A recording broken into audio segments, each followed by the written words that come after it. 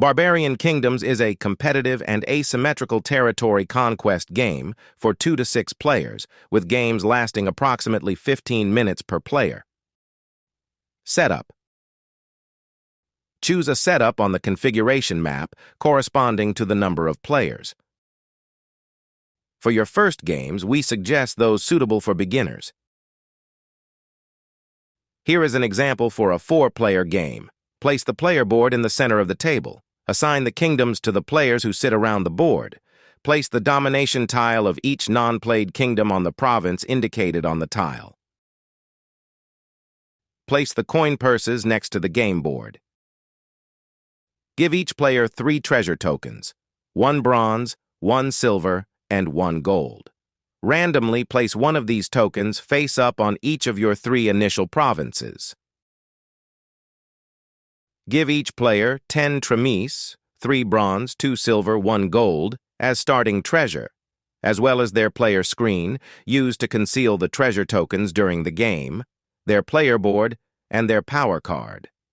Place your 4 control tokens and your 4 warriors on your player board and your king in your capital. Randomly place a treasure token on each neutral province. Note that treasure tokens are not placed on the 3 initial provinces of non-played kingdoms, nor in any province where a domination tile has been placed. Return the remaining treasure tokens to the game box without looking at them. Setup is complete. Aim of the game. The objective of the game is to conquer 7 territories or to kill 2 opposing kings. As soon as a player achieves one of these 2 victory conditions, the game ends immediately, and that player wins. The other players can determine their ranking by calculating their reign score. You will take on the role of one of the 6 barbarian kingdoms: the Huns, the Ostrogoths, the Vandals, the Visigoths, the Saxons, or the Franks.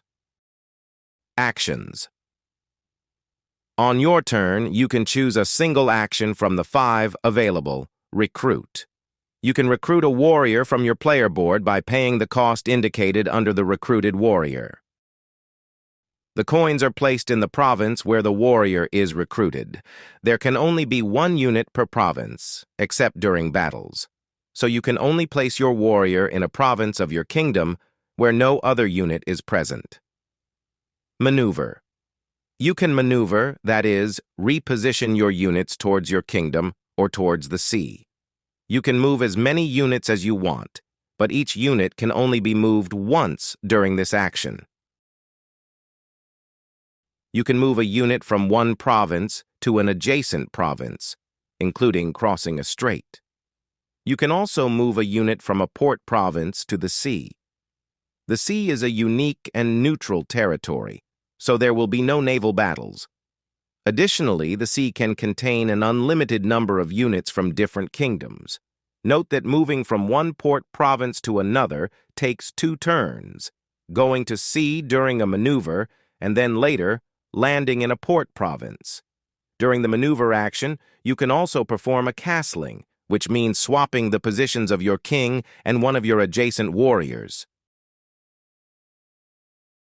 Invade. You can invade, that is, move one of your units to an enemy or neutral province. This action can trigger a battle if you invade a province occupied by an opposing unit or if your invasion is contested by an adjacent opponent. When you invade, opponents, in turn order clockwise, can contest or pass. The first to contest in turn order will provoke a battle.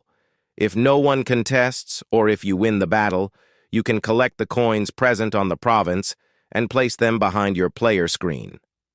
The treasure tokens are worth 1, 2, or 3 tremi.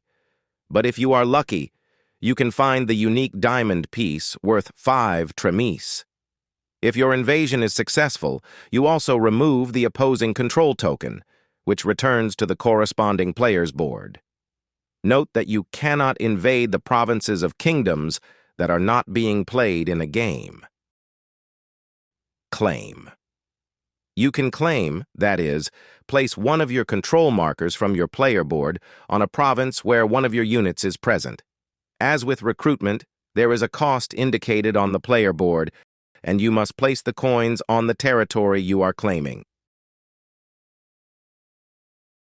This action can also be contested in turn by adjacent opponents. If no one contests, or if you win the battle, you place the control marker on the kingdom. If you lose the battle, your opponent recovers the money placed on the province, hence the importance of placing the tremise before the contestation cycle. Note that you can claim the initial provinces of another kingdom except for its capital, which is impregnable. Tax. You can tax your kingdom. You collect an amount corresponding to the number of territories you control. For example, if you control 5 territories, you can collect a total value of 5 tremis from your provinces.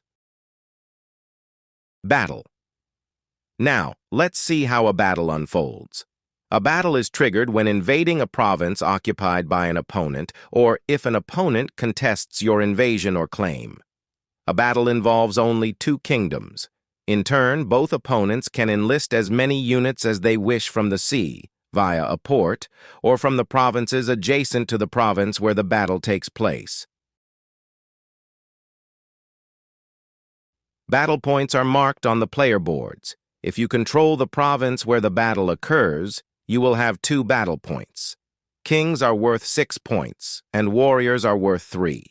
These points are added up, and the final parameter is the bribe. You can attempt to bribe the opponent. You place as many coins as you wish from your treasure into the purse, knowing that 1 tremise will give you 1 battle point. This operation is hidden. You can bluff and put nothing, or conversely, put everything, or any intermediate amount. But be careful what you put in the purse. Your opponent will recover that money regardless of the outcome of the battle. The coins placed in the purses are revealed in front of all players, and the bribes are counted. They are then added to the other battle points. In this example, with 15 points against 13, the Saxons are victorious. In the event of a tie, the player whose turn it is wins. If you lose the battle, all your units engaged in the battle are removed from the board. Defeated warriors return to your player board on the most expensive free spaces. And if your king is defeated, he is permanently dead and removed from the game. You can no longer use his power.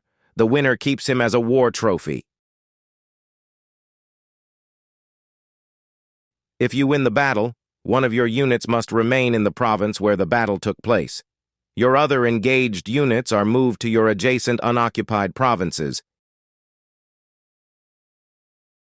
If they cannot be evacuated, they return to your player board, noting that you cannot evacuate by sea. You then recover the treasure or the tremis in the province. Powers. Last important point, each kingdom holds its kingdom power and its king power. These are written on the player boards and summarized on the power cards. It is recommended that each player reads their powers aloud before starting the game. Now, it's your turn to play. The star on the game board defines the first player and the direction of play. If the Huns are present, they start.